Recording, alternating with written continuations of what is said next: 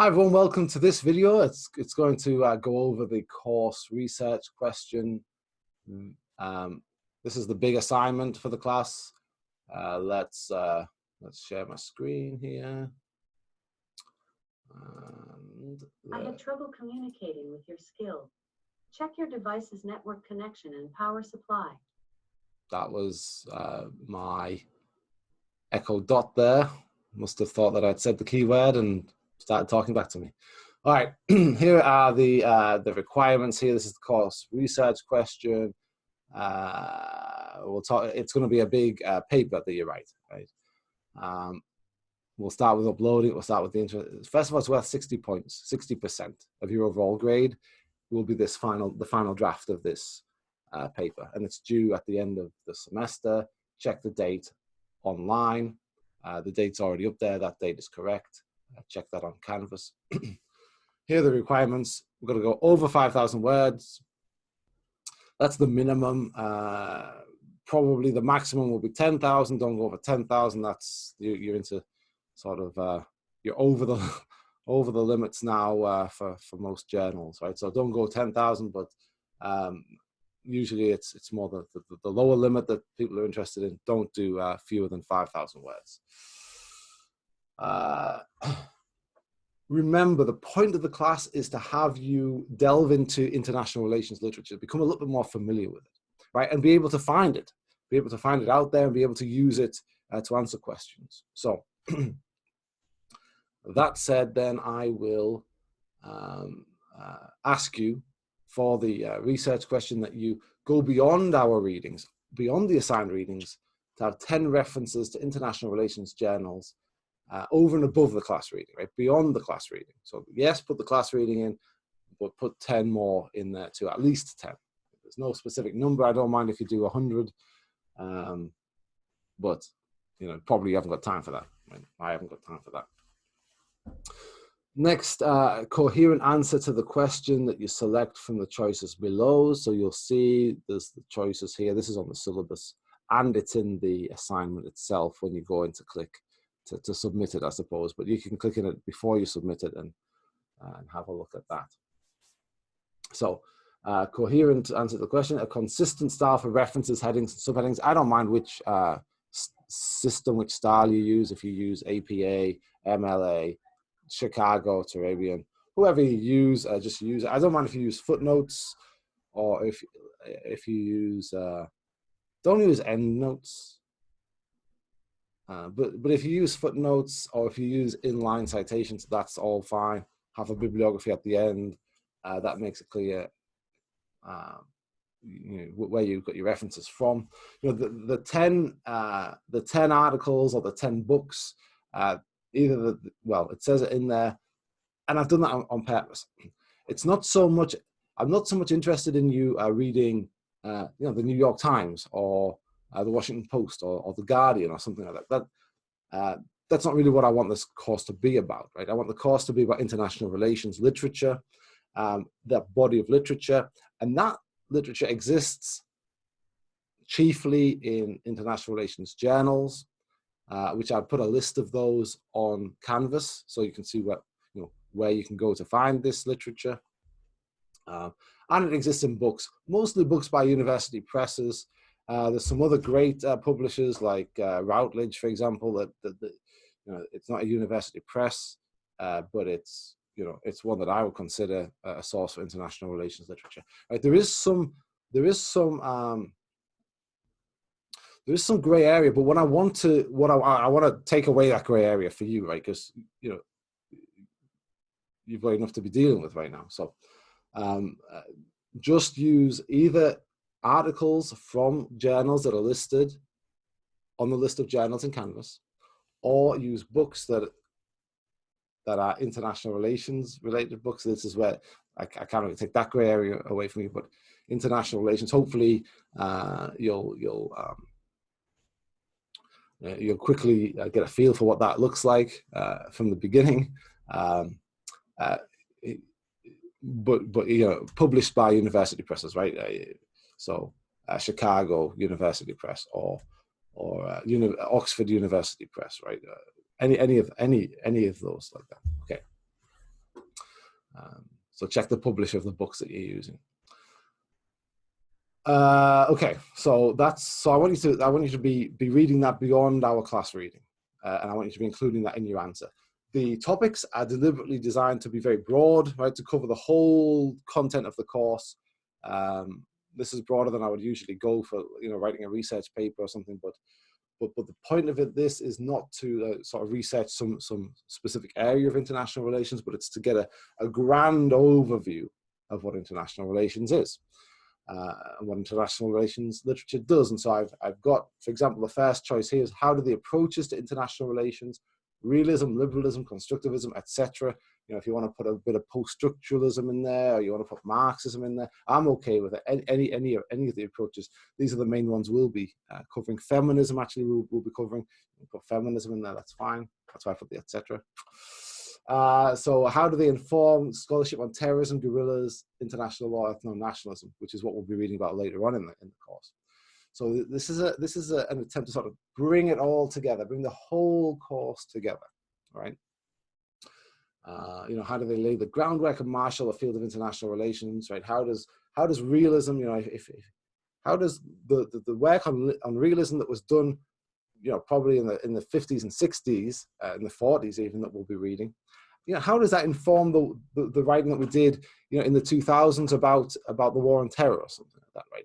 Or about ethno-nationalism, right? What's the connection between those things, right? So that asks you to think of the whole field as a coherent whole and try and make it coherent, or say that there's always the alternative, right? Where you can say no, it doesn't affect it at all. It's completely incoherent, and that's a valid point that you might. Well, you'd have to make that point, right? And you'd have to back it up with evidence, right? That's the idea of these papers.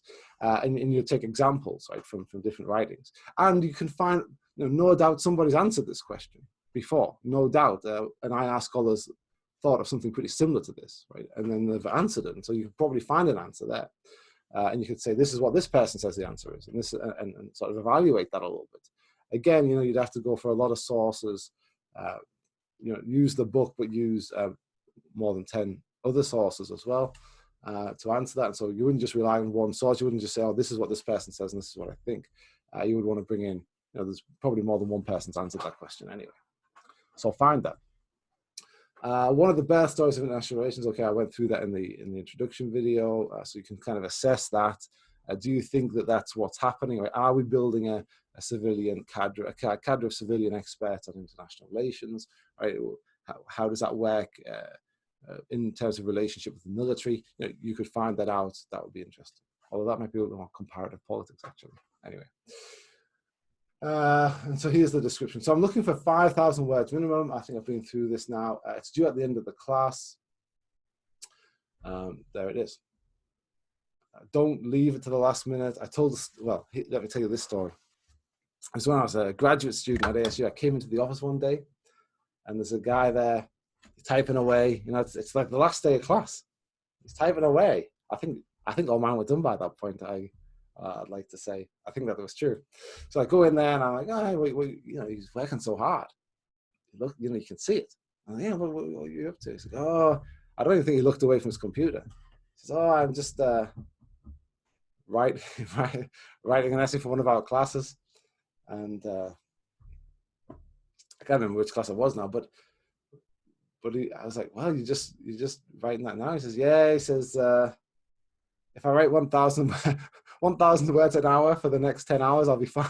So that's what he was doing, right? He's writing 1,000 words an hour for 10. I don't know how good the paper was. I don't know if he maybe got an extension in the end. That just seemed like a big undertaking to give something of quality in that time. Basically, that should be a cautionary tale to you.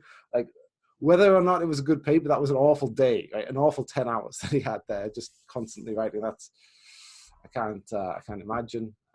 Anyway, I can kind of sort of imagine. But actually, now that I say that, I think for my comprehensive exams to get the PhD right here at ASU in the political science department in the School of Politics and Global Studies, as it is now,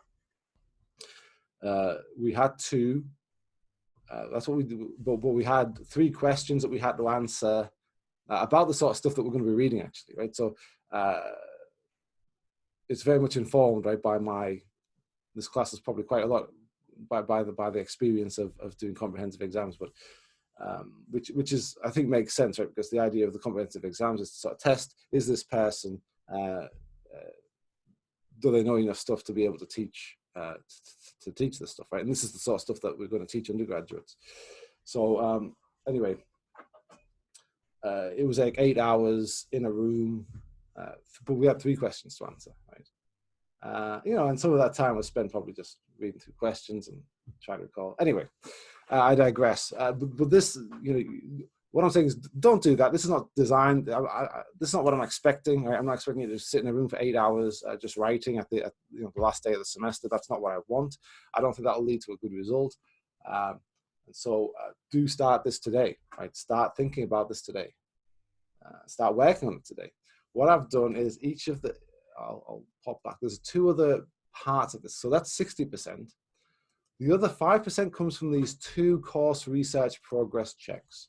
Now, admittedly, it's not much of a check. Well, it's something of a check. It's a checkpoint, at least, right? So by May the 31st, which is, you know, a couple of weeks' time, you will have written something. Right? You'll have written something. You'll have chosen the question. You'll have started work towards it. And by the way, check out the research question video that's on Canvas as well, because that shows you how you can use those research questions, how it's sort of designed to be used in order to help you move along this bigger project, right? Those are small assignments that are used to help you with this big project. But this is another thing that's designed to help you get through. And it's this course research progress check. Send me everything you've done up to now on your research project, and I will give you feedback on what you've done and give you advice for going forward and help for going forward. So just have something done by May the 31st. Right. Again, the project is, I'm not thinking of you writing it on the last day. I'm thinking of you writing it throughout the semester and me helping you write it a little bit. And the assignments kind of helping you to write it. So yes. So this progress check, there's check 1 and check 2. If you hand it in, you get 2.5%. If you don't hand anything in, you get 0. But just a small caveat, if you get full points for it, all that means is you've handed it in. I'm not saying, hey, this is excellent work. I'm saying this is work. You're doing stuff, right? And that's really all I want for the first check. I want you to be working towards it. The excellent work comes at the end, right? But the work comes from the beginning, right? So just hand it in. If you've got something, you get the points. If you don't have anything, you don't get any points. But this is just sort of a small incentive to try and help you to motivate you to have some work done early on in the semester on your projects. And a chance for me to give you feedback. And so the more you've done, the better feedback I'm able to give you, right? It's kind of strongly encourage feedback. Also, if you'd like feedback at any other time, you can send me what you've done at any time and I'll give you feedback on it. But this is just in case you need some motivation. Here's 2.5% each time if you grade on the line. If you don't, send me something. So that's that. Progress check 2. So that's June the 12th. Okay. So that's my video on the course research question. That's all the details really that I can think that you'd be interested in knowing. If you do have any other questions, do email me about them, and perhaps I'll make an addendum to this video or something like that. All right. So that's that.